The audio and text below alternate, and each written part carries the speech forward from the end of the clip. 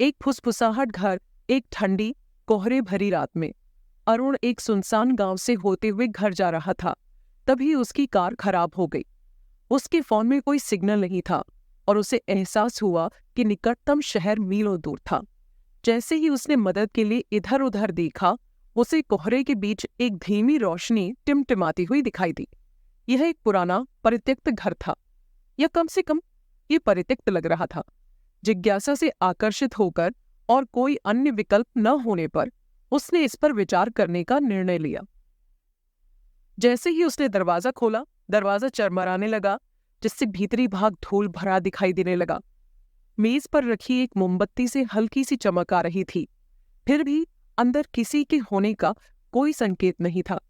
जैसे ही उसने अंदर कदम रखा, एक गगनभेदी आवाज के साथ दरवाजा उसके पीछे बंद हो गया। अरुण ठिठक गए। भारी और घनी हवा के साथ घर सजीव महसूस हो रहा था। अचानक उसके चारों ओर हल्की हल्की फुसफुसाहटें गूंजने लगी।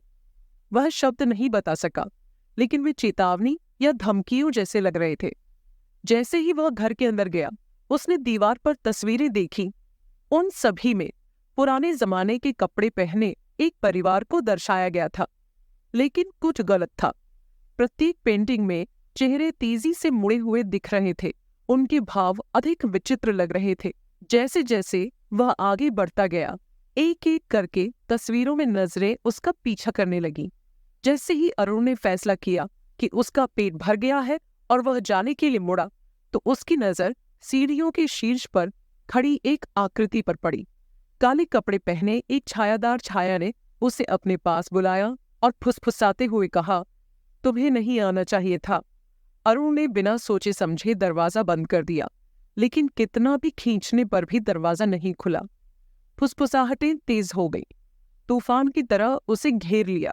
सब कुछ अंधेरा हो जाने से पहले उसने जो आखिरी चीज सुनी, वह एक डरावनी आवाज थी, जिसमें कहा गया था, अब आप हम में से एक है।